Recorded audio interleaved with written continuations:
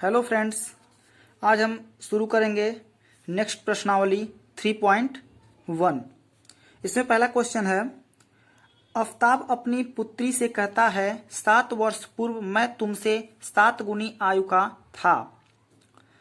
अब से 3 वर्ष बाद मैं तुमसे केवल 3 गुनी आयु का रह जाऊंगा। क्या यह मनोरंजक है? यानी कि यह क्वेश्चन मनोरंजनपूर्ण है। इस स्थिति को बीजगणितीय एवं ग्राफीय रूप में व्यक्त कीजिए। तो देखिए इस प्रकार के क्वेश्चन को कैसे सॉल्व करते हैं। तो इसमें मेन क्वेश्चन सिर्फ ये है कि 7 वर्ष पूर्व मैं तुमसे 7 गुनी आयु का था। इसका मतलब इसमें एक इक्वेशन बनेगी और दूसरा इक्वेशन हमें यहां से मिलेगा, अब से 3 वर्ष बाद मैं तुमसे केवल 3 गुनी आयु का रह जाऊंगा। तो हम मान लेंगे आफ्ताब का आयु x वर्ष है तथा उसकी पुत्री का आयु y वर्ष है। तो पहले शर्त के अनुसार हम इक्वेशन बनाते हैं कि 7 वर्ष पूर्व यानी 7 साल पहले, तो x माइनस 7 क्या कह रहा है, 7 गुनी आयु का था अपनी पुत्री के। तो पुत्री का आयु भी 7 साल पहले का देखा जाएगा और इसमें 7 से मल्टीप्लाई करा देंगे।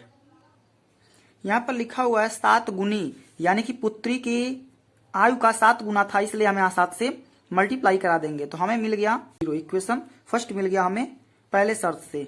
अब दूसरा शर्त देखते हैं यहाँ पे क्या है। अब से 3 वर्ष बाद, अब से यानी कि x प्लस 3 तुमसे केवल 3 गुनी आयु का रह जाऊंगा। यानी कि अपनी पुत्री से, पुत्री का आयु भी 3 साल बढ़ जाएगा, तो इसलिए y प्लस 3 और पुत्री की आयु का 3 गुना रह जाऊंगा, यानी कि 3 से मल्टीप्लाई करा देंगे। 6 इक्वल टू 0। दूसरा इक्वेशन हमें प्राप्त हो गया। हमें यहाँ पे 2 इक्वेशन मिले हैं 2 शर्त के अनुसार। तो अब हमें पूछ रहा है बीजगणितीय एवं ग्राफीय रूपों में व्यक्त कीजिए। बीजगणितीय रूप में तो हमने व्यक्त कर दिया इसको, अब लेकिन ये पूछ रहा है ग्राफीय रूप में भी व्यक्त कीजिए। तो चलिए ग्राफ में इसको सॉल्व करते हैं। किसी भी इक्वेशन को ग्राफ में व्यक्त करने के लिए हमें 2 चीजों की आवश्यकता होती है। पहला तो x पॉइंट और दूसरा y पॉइंट। तो हम इस इक्वेशन को सॉल्व करके पहले x पॉइंट निकालेंगे और दूसरा y पॉइंट, फिर पुनः दूसरे इक्वेशन को भी सॉल्व करके ऐसे ही निकालेंगे। तो इसके लिए हमने एक बार x की वैल्यू 0 रखा तो y की वैल्यू हमें 6 मिली, और x की वैल्यू 7 रखने पर हमें y की वैल्यू 7 मिली।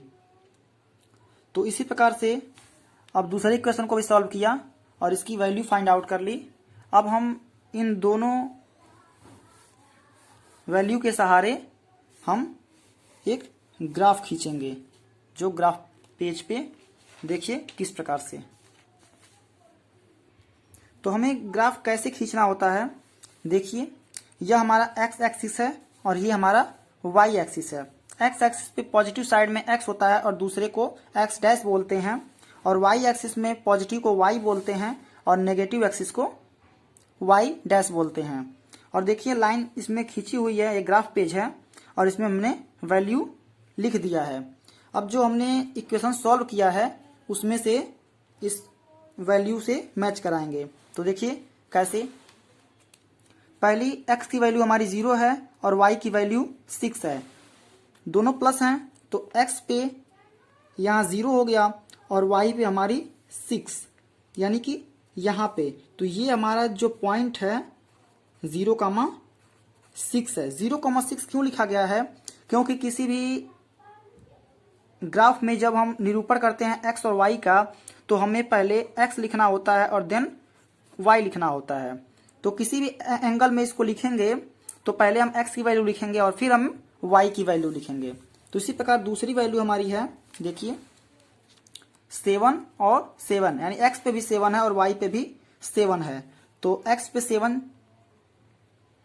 टिक करेंगे और y पे भी 7 टिक करेंगे, और हम इसको अब मिला देंगे, इसको डॉट डॉट से मिलाएंगे, ये पॉइंट फाइंड आउट करने के लिए। वैसे भी लाइनिंग इसमें दिख रही है, तो यानी कि हमारा ये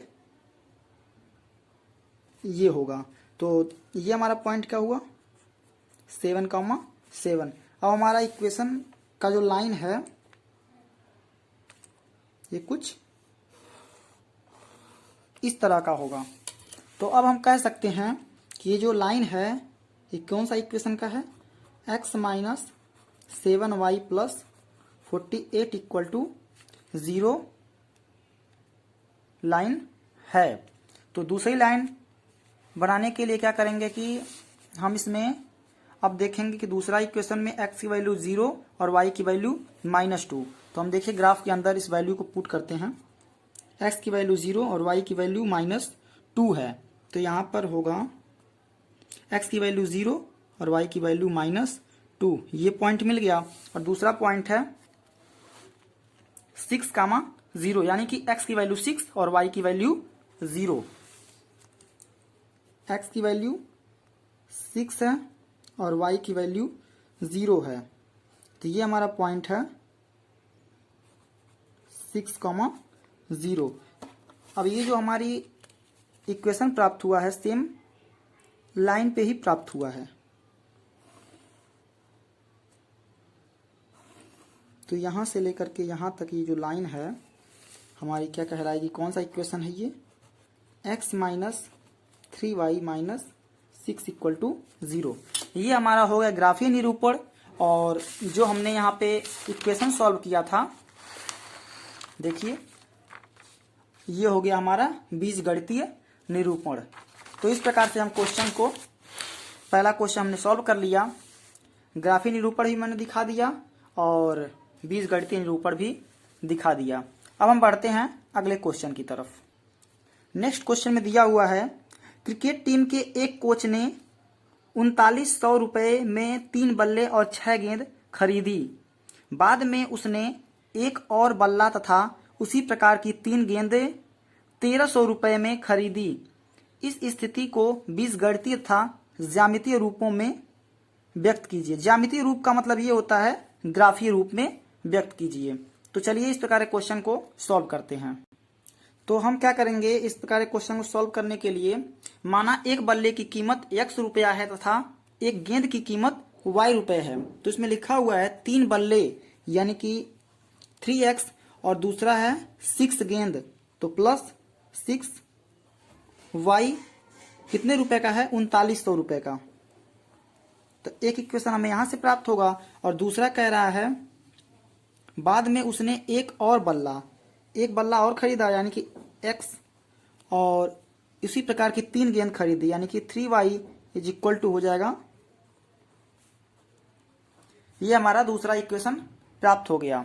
अब हमने इसका बीजगणितीय रूप तो लिख दिया, अब इसका ज्यामितीय रूप लिखने के लिए ग्राफ का इस्तेमाल करना पड़ेगा।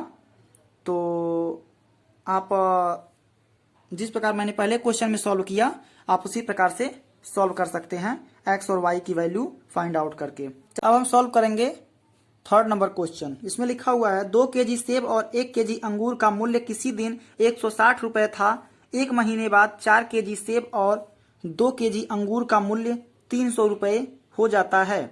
इस स्थिति को बीजगणितीय तथा ज्यामितीय रूपों में व्यक्त कीजिए। ज्यामितीय रूपों में व्यक्त करने का मतलब है कि ग्राफीय रूपों में व्यक्त कीजिए। तो ये सेम क्वेश्चन दूसरे की तरह है, इसमें भी 2 केजी और 1 केजी अंगूर का मूल्य 160 रुपये दिया हुआ है। तो पहले हम माना कि 1 किलो सेब का मूल्य x रुपया है तथा 1 किलो अंगूर का कीमत y रुपये है। तो इसमें इक्वेशन हमें प्राप्त हो जाएगा 2x plus y is equal to 160 और दूसरा प्राप्त होगा 4x प्लस 2y, 2 केजी दिया हुआ है, इक्वल टू 300। और फिर इसका x और y की वैल्यू फाइंड आउट करने के बाद हम ग्राफ में इसको लिख लेंगे। Thanks for watching my video, thank you.